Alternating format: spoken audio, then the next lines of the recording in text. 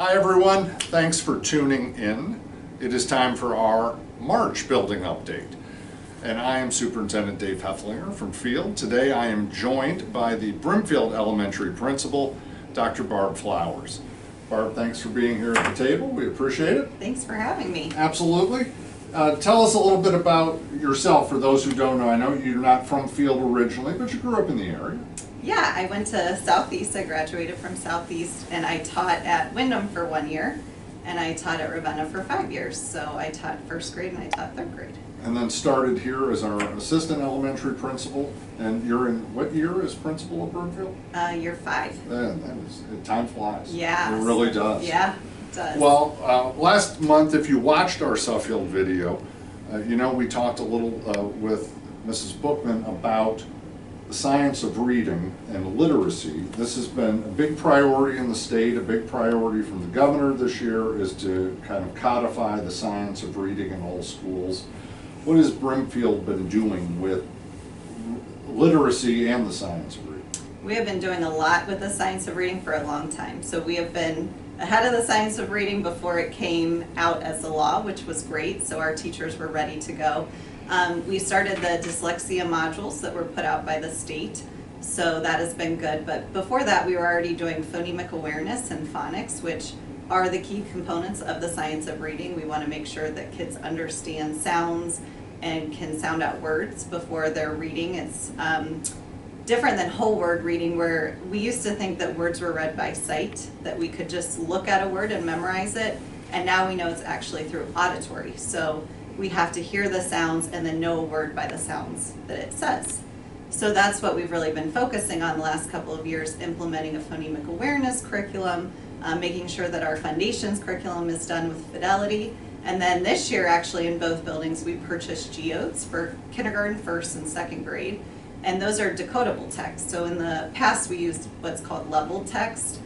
So kids would have like a letter that leveled them, and it was more about looking at picture clues and things like that to figure out words. And we're getting away from that and making sure that they can sound out all the words in the text. So maybe we'll just give people an example so they know how this works. So let's take the word that. Mm-hmm.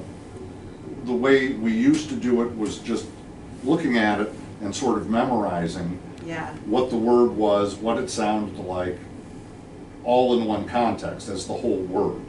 And now we break it down into the sounds. Into phonics, so it would be, give me how they would do that. Yeah, so in the past we would look at that, and maybe we'd have the kids trace it in 4 different colors and focus on what it looked like, versus now when we're teaching the word that, we're going to go with TH says AT is at, and sound it out and practice it that way, versus just focusing on how it looks. And it would seem, I mean, just intuitively, it would seem like this would make some sense, I would think, because once you get those sounds established for one word, then you can apply the same sounds to other words, and you've already got part of it down. Correct. So, and that's what struggling readers, if they're just going by sight, they get a new word that might have that previous word in it, they're not going to recognize it by sight. But if they actually understand the sounds that the words make, then they'll be able to know new words. And that's what we see if we teach with whole words like we used to. By the time they're reading difficult text in science and social studies in middle school and high school, it's really hard for them to figure out those big words that they don't know by sight. And dyslexia has been, one of the things that holds back young people as they get started reading. Yeah. How what we're doing benefit students with dyslexia?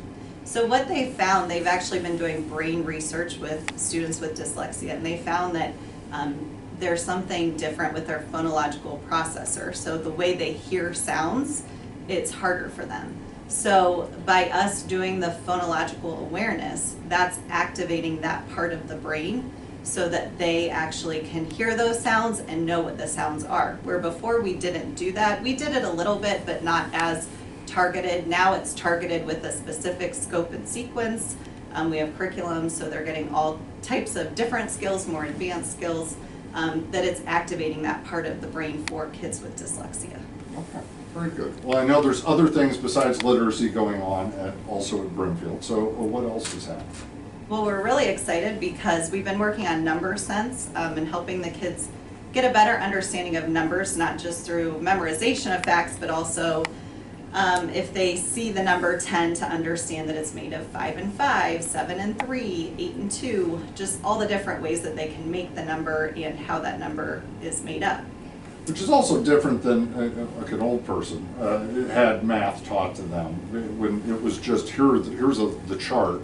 Here are your fives. Memorize 5 times 1, 5 times 2, 5 times 3. Yes. And we're not doing that anymore. No, it's all about understanding. So that's the goal, is that they understand the math facts. So even I know a lot of parents who have 3rd, 4th, and 5th graders have a hard time helping their children with the math, which we totally understand because it looks different than it did before. Now they're doing different types of models that do what we call decompose the numbers, so that it's broken apart by place value, so they have a better understanding of the numbers. Okay. So we've been working on that, and we're really excited because the district's adopting a new math curriculum for next year. So both Brimfield and Suffield, we've had teachers out getting professional development and looking to see what curriculums would be best, and they've narrowed it down and are going to get some presentations. So we're excited to find out more about that. Fantastic. Yeah.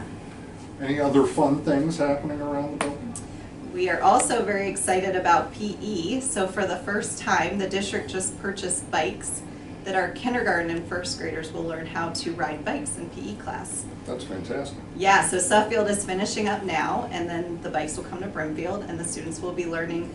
So the bikes, they have pedals that come off, so the students can just get their balance and learn how to ride it that way, and then they progress and then add the pedals, and they'll be, getting to pedal all around. That's fantastic. A yeah. skill they'll have then for the rest of their lives. Yeah, it's really nice that we're able to do that. That's awesome. Yeah.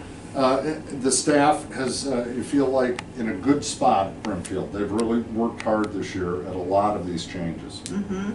Yes, they've been working very hard. We've been doing these dyslexia modules, lots of time during our professional learning communities that we have twice a month, where they meet with their grade level, they go over the data, they look at some of these changes and talk about how to improve their teaching practices. And they've done a really great job with implementing these things. That's awesome. Yeah. Well, thank you so much. I appreciate you coming and giving people an update and some information about everything fun happening at Brimfield, fun and informative. I hope you have found this informative as well. We appreciate that you take time to watch these building update videos. We'll be back near the end of April with a middle school update. We hope you'll tune in for that. Until then, have a wonderful spring break, everybody. Thanks for watching.